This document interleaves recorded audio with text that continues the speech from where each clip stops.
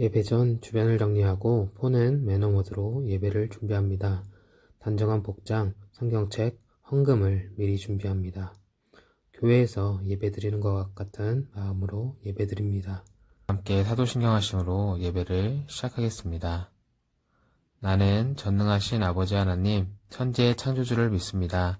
나는 그의 유일하신 아들, 우리 주 예수 그리스도를 믿습니다. 그는 성령으로 잉태되어 동정녀 마리아에게서 나시고 본디오 빌라도에게 고난을 받아 십자가에 못 박혀 죽으시고 장사된 지 4일 만에 죽은 자 가운데서 다시 살아나셨으며 하늘에 오르셔 전능하신 아버지 하나님 우편에 앉아 계시다가 거기로부터 살아있는 자와 죽은 자를 심판하러 오십니다. 나는 성령을 믿으며 거룩한 공교회와 성도의 교제와 죄를 용서받는 것과 몸의 부활과 영생을 믿습니다. 아멘. 지난주 외울 말씀 함께 읽어보겠습니다. 주께서 이르시되 일어나 집 가라 하는 거리로 가서 유다의 집에서 다소 사람 사울이라 하는 사람을 찾으라. 그가 기도하는 중이니라. 사도행전 9장 11절 말씀. 아멘. 이 시간은 함께 찬양하며 하나님께 영광 올려드리는 시간입니다. 영상을 보며 함께 찬양드리겠습니다.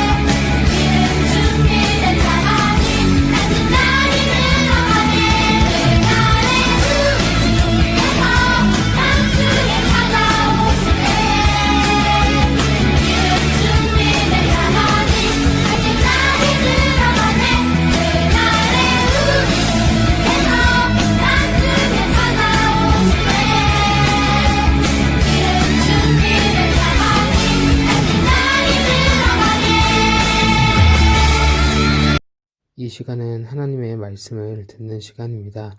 오늘 본문 말씀은 느헤미야 8장 6절 말씀입니다. 함께 읽겠습니다.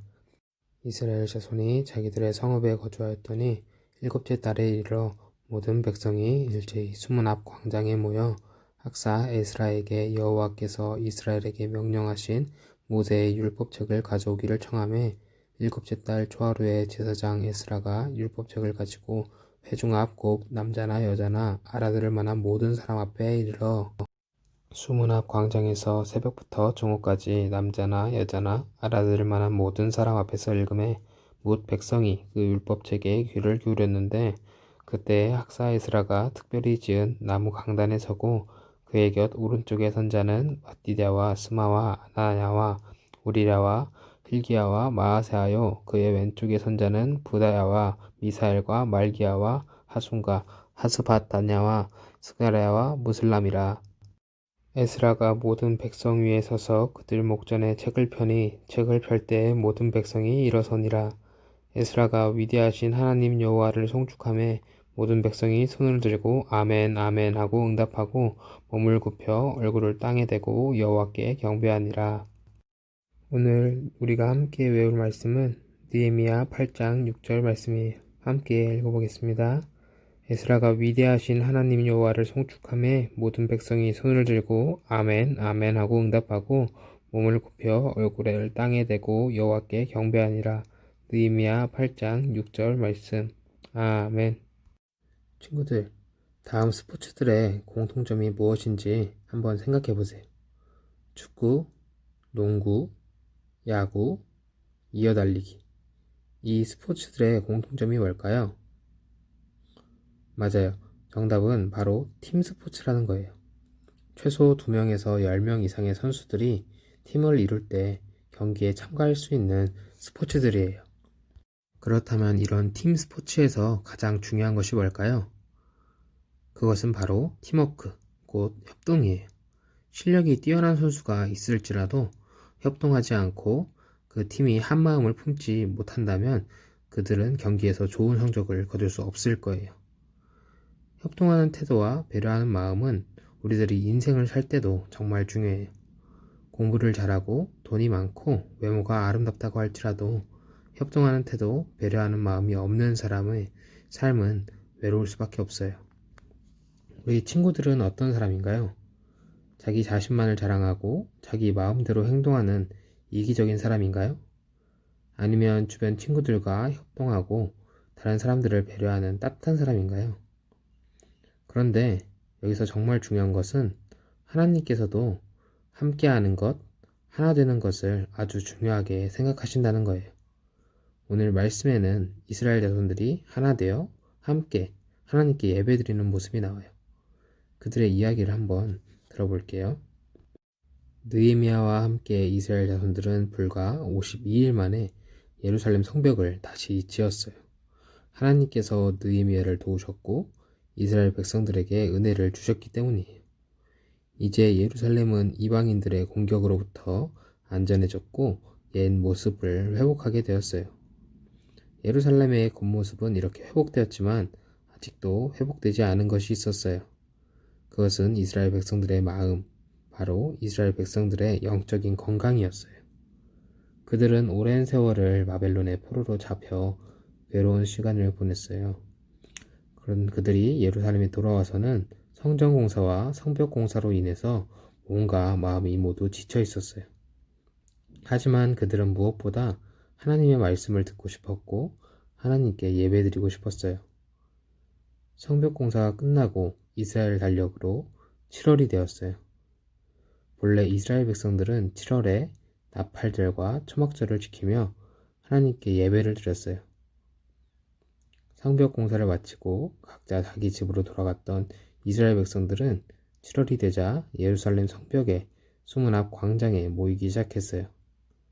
그리고 학자이자 제사장이었던 에스라에게 하나님께서 우리 조상들에게 명령하신 모세의 율법책을 읽어주시길 부탁드립니다.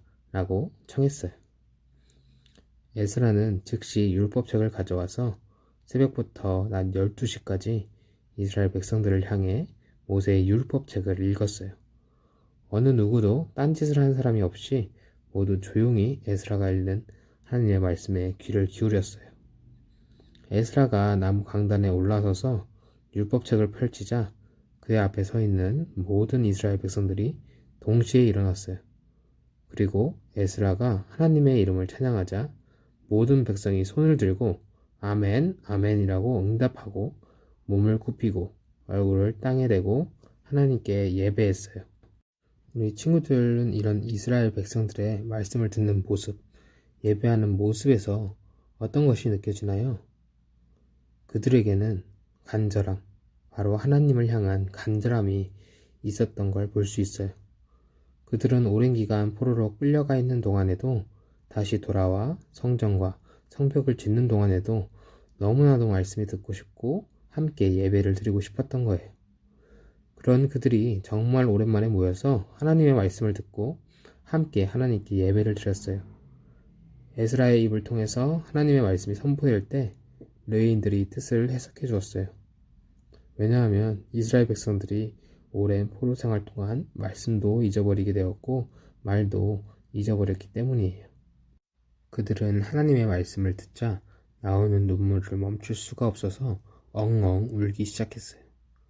하나님의 말씀을 떠나서 불순종했던 조상들과 자신들의 모습이 생각나서 하나님 앞에 회개할 수밖에 없었던 거예요. 하나님께서는 그런 그들을 용서해 주셨고 다시 가나안 땅으로 돌아오게 하셨어요. 그들에게 에스라와 레위인들은 이렇게 말해요. 오늘은 하나님의 거룩한 날이니 슬퍼하지 말고 울지 말라. 너희는 돌아가서 맛있는 음식을 먹되 형편이 어려워서 준비하지 못하는 자에게 나누어 주어라. 이 날은 하나님의 거룩한 날이니 근심하지 마라. 여호와로 인하여 기뻐하는 것이 너희의 힘이니라. 이스라엘 백성은 말씀대로 돌아가서 먹고 마시고 나누어 주고 크게 즐거워했어요. 함께 하나님을 경배하고 함께 나누면서 먹고 마실 때 하나님께서 주시는 기쁨이 흘러 넘쳤던 거예요. 오늘 말씀을 통해 주는 메시지를 한번 정리해 볼게요. 첫째로 우리가 하나 되어 함께 말씀을 듣고 예배할 때 하나가 될 수 있어요.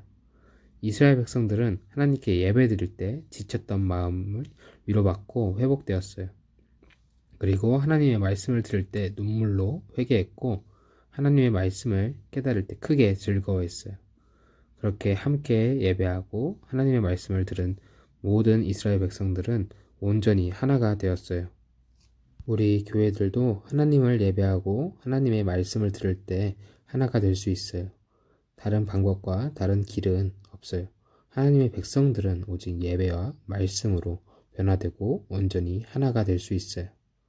두 번째로 우리가 하나 되어서 함께 나누어 줄 수 있는 사람이 되어야 해요.